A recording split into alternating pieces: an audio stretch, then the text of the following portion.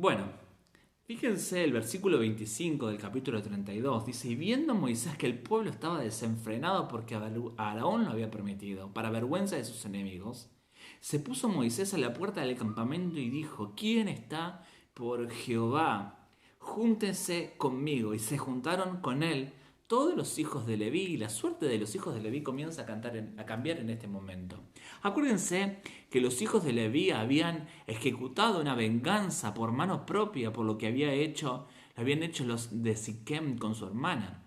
Habían ejecutado una venganza, habían matado a Leví, habían matado a sus enemigos.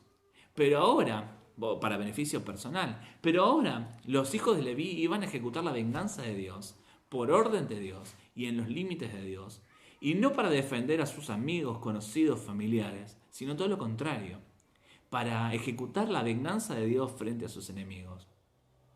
Interesante porque está bien, el pueblo había pecado, pero Dios ahora le ofrece al pueblo que se arrepientan.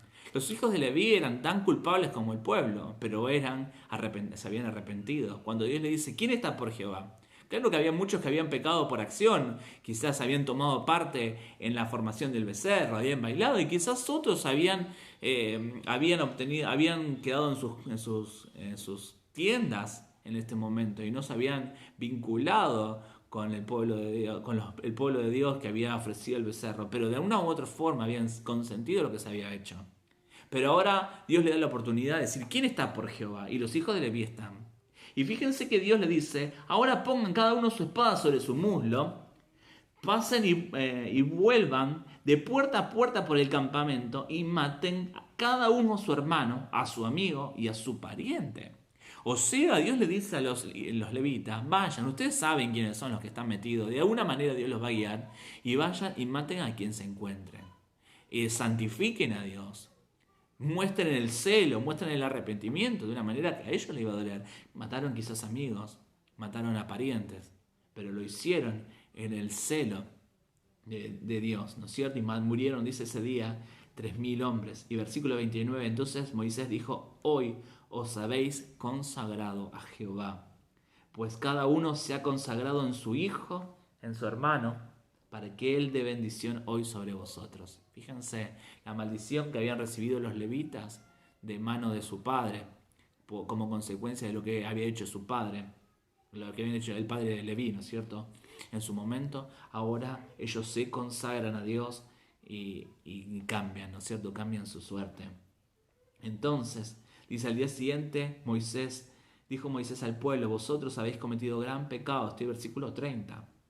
Pero yo subiré ahora a Jehová, quizás le aplacaré acerca de vuestro pecado. Entonces volvió Moisés a Jehová y le dijo, te ruego pues que este pueblo ha cometido un gran pecado porque se hicieron dioses, que perdones ahora su pecado. Y si no, ráeme ahora de tu libro que has escrito. Y Jehová respondió, al que pecare contra mí, a ese raeré yo de mi libro. El libro se refiere al libro de la vida, era el lugar donde Dios escribe el nombre de aquellos que van a ser salvos. Y dice, raeme de tu libro. Y Dios le promete que el ángel va a ir de una manera, lo mismo que le había dicho ahí en el capítulo 23. Pero dice, bueno, va a ir mi ángel, yo te dije que va a ir mi ángel, pero ahora yo no voy a ir. Tienen la posibilidad ustedes de ir, pero yo no voy a ir. Entonces el pueblo dice, Jehová dice que hirió al pueblo y el pueblo se arrepiente y pide perdón a Dios. Y el pueblo ahora muestra vistiéndose de luto por el hecho de que Dios no iba a ir con ellos. Y muestran que para ellos es importante que Dios vaya. Y el capítulo 33 comienza la restauración de ese pacto que había sido violado por el pueblo de Dios. De la manera muy interesante, porque Dios lo llama a Moisés y le dice, sube aquí, tú y el pueblo que sacaste de la tierra de Egipto, lo pone a Moisés como responsable, él es el mediador, el que tiene que dar la cara por el pueblo, ¿no? Dice, versículo 2, yo enviaré delante de ti al ángel, echaré fuera, pero no subiré en medio, versículo 3. Oyendo el pueblo, se puso de luto, versículo 4. Entonces, quitaron sus atavíos, mostraron su arrepentimiento. Entonces, dice adelante el versículo 7, tomó Moisés el tabernáculo y lo levantó fuera. Quizás era una tienda que él armó en ese momento No sabemos si existía algún lugar donde el pueblo adoraba, evidentemente no, probablemente fue su propia tienda la que sacó fuera del campamento. De una forma, el pueblo tenía que entender que Dios estaba alejado y que el pueblo tenía que ir a buscar a Dios. Es interesante porque Moisés de esta manera establece un lugar donde el pueblo podía buscar a Dios, donde el pueblo podía consagrarse, donde el pueblo podía acercarse a Dios, donde Moisés mismo cuando se acercara a Dios, el pueblo iba a ver que acá algo estaba sucediendo. Entonces Moisés cuando entra, el pueblo se asoma y presta atención y fíjense, toda esta conversación es muy interesante a partir del versículo 12. Entonces Moisés dijo a Jehová y comienza a Moisés a interceder delante del pueblo. Y dice, tú me dices, saca a este pueblo y no me has declarado quién enviarás conmigo. Me dijiste que iba a venir tu ángel. Entonces me dices, yo te he conocido por tu nombre y también he hallado gracia ante mis ojos. Entonces si he hallado gracia, si realmente cuento con tu favor, Dios, entonces te pido que vengas conmigo porque es pueblo tuyo. Entonces Dios le responde, mi presencia va a ir con vos, te voy a dar descanso. Entonces, ante la confirmación de que Dios va a ir, que su presencia, que Él mismo, no solamente su ángel va a ir, entonces Moisés le reafirma su compromiso a Dios y le dice, si tu presencia no viene conmigo, si vos mismo no venís en esto que estamos emprendiendo, por más que es tu tarea, por más que vos mandes tus ángeles, por más que pueda conseguir respuesta a mis oraciones, por más que obtenga lo que anhelo, yo no quiero que vos me cumplas mis deseos, sino venís vos conmigo. Entonces, ahí dice, ¿en qué se conocerá? Versículo 16, que tu pueblo haya hallado gracia en tus ojos, sino que vos vengas con nosotros, ¿no es cierto? Y luego el pedido de Moisés va mucho más allá. Yo quiero conocer tu gloria. Pero Moisés había visto mucho de Dios. Él hablaba cara a cara con Dios como cualquiera habla con su compañero. Pero ahora Moisés quería ver la gloria de Dios. Quería conocer la esencia de Dios. Quería ser un representante de Dios que realmente conociese la esencia misma de ese Dios. Algo que Dios sabía que el hombre no podía resistir. Entonces Dios le permite a Moisés conocer de él todo lo que se podía conocer. Le dice, vas a entrar en la hendidura de la peña. El pasaje es extraordinario y muestra cómo Dios estaba renovando el pacto a través de tener una relación personal con quien iba a ser su representante, Moisés. Acuérdense que el pueblo le había dicho a Moisés, anda vos, nosotros nos quedamos alejados. Y en esto de anda vos, el pueblo tampoco había aguantado que vaya solo Moisés porque empezaron a desenfrenarse. Y ahora Dios establece su pacto con Moisés. Y Moisés es el que recibe la gloria, una gloria que estaba destinada a ser reservada para todo el pueblo. Ahora es Moisés solo quien va a recibir esa gloria. Entonces, versículo capítulo 34, dice, dijo Moisés, alízate dos tablas de piedra, como las primeras, y escribiré en las tablas las palabras que están en las tablas primeras y que quebraste. El pacto había sido quebrantado, esas tablas escritas por la mano de Dios habían sido rotas. Ahora Moisés se iba a conformar con tablas que sí las iba a dictar Dios, pero iban a tener el pulso, la letra de Moisés y no de Dios. Entonces Moisés sube al monte solo otra vez allí. Y fíjense capítulo 34, versículo 5, y Jehová descendió en la nube y estuvo allí con él, proclamando el nombre de Jehová, y pasando Jehová por delante de él, proclamó Jehová, Jehová, fuerte, misericordioso, piadoso, tardo para la ira y grande en misericordia y verdad. Acá Moisés pudo contemplar la gloria de Dios en esa hendidura de la peña.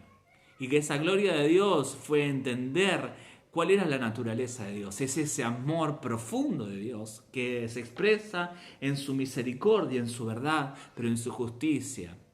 En el hecho de decir, yo soy tardo para la ira, soy grande en misericordia y verdad, pero guardo la misericordia, pero también perdono la iniquidad, la rebelión y el pecado, pero de ningún modo ese amor de Dios tiene por inocente al culpable, al malvado, y visita la iniquidad de los hijos de los padres sobre los hijos. O sea, el amor de Dios es revelado a Moisés en la hendidura de la peña, allí en la gloria revelada por Dios. Dios es bueno, Dios es misericordia, Dios es amor, Dios es perdón, pero Dios es justicia. Dios no va a ser burlado. Dios no va a tener por inocente al culpable. Dios va a mostrarle, le muestra a Moisés que Él es un Dios de justicia. Dice, versículo 8. Entonces Moisés, apresurándose, bajó la cabeza hacia el suelo y le adoró. Si ahora, Señor, he hallado gracia en tus ojos, vaya ahora el Señor en medio de nosotros, porque es un pueblo de dura cerviz, y perdona nuestra iniquidad y nuestro pecado, y tómanos por tu heredad. Restaura ese pacto con nosotros, Señor. Moisés ve la gloria de Dios, entiende la esencia de Dios, que es ese amor justo, es ese amor que perdona el pecado, pero que de ninguna manera tiene por inocente al culpable. Entonces, versículo 10, Dios restablece el pacto y dice: yo hago pacto delante de todo tu pueblo y haré maravillas que no han sido hechas en toda la tierra, ni nación alguna, y verá todo el pueblo en medio de la cual estás tú, la obra de Jehová. Y fíjense el final, porque el final es tan impresionante como terrible. Porque el versículo 10 dice: porque será cosa tremenda la que yo haré contigo, Moisés. No la voy a hacer con todo el pueblo, porque el pueblo se desenfrenó, porque el pueblo decidió no tener una relación conmigo. La cosa va a ser tremenda la que yo voy a hacer con vos, Moisés, no con el resto. Son aquellos que se exponen. Moisés se expuso más de una vez delante de Dios.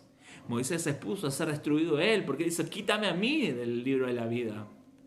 Entonces, Moisés, será cosa tremenda la que yo voy a hacer con vos. Dice: guarda lo que yo te mando hoy. Aquí que yo entro delante de él, le dice: bueno, no tienes que hacer alianzas con los pueblos de la tierra, quiebra los altares, yo soy Dios celoso, no harás alianza. Pero es interesante porque cuando Moisés desciende del monte, ahí versículo 27, vuelve con las tablas de la ley en su mano. Estuvo 40 días, otros nuevos 40 días ahí en el monte. Pero dice que la piel, el rostro de Moisés era resplandeciente. Claro, había tenido un encuentro con la gloria de Dios. Moisés había sido lleno del Espíritu de Dios. Moisés había conocido a la gloria misma de Dios. Entonces, Moisés viene, habla con los ancianos, habla con Aarón, habla con los ancianos de Israel, con la congregación, pero después pone un velo sobre su rostro. El pueblo no iba a ver la gloria de Dios. Solamente él iba a descubrir su rostro para hablar con Dios. La gloria de esa relación personal iba a ser entre Moisés y Dios. Solo Moisés iba a disfrutar de la gloria profunda de Dios. El pueblo no. El pueblo iba a ver un velo. Y ese velo, dice Pablo en el Nuevo Testamento, se iba a quedar en su corazón, porque ellos no iban a poder fijar su vista en esa gloria de Dios. El pueblo solamente iba a recibir la gloria de Dios a través de las palabras de Moisés. El pueblo había disfrutado solamente de las palabras, pero no de toda la grosura de Dios. Hermanos, Moisés vive una relación en la cual él puede contemplar a Dios. Es cosa tremenda lo que Dios iba a hacer con Moisés, pero no con el pueblo. El pueblo solamente iba a ver la mano de Dios moviéndose a través de su siervo. ¿Qué es lo que nosotros buscamos de Dios, no es cierto? Buscamos que su ángel venga delante de nosotros para darnos las victorias que queremos en la vida. Eso significa: Señor, yo quiero que tu ángel venga y me dé un auto, me dé un buen trabajo. Quiero que tu ángel venga a nosotros y me dé hijos, no sé. O quiero que el que venga delante mío seas vos mismo, y quiero que hagas cosas tremendas conmigo. El clamor de Moisés delante de Dios: Señor, si tu presencia no viene conmigo, no me saques. Quiero ver tu gloria.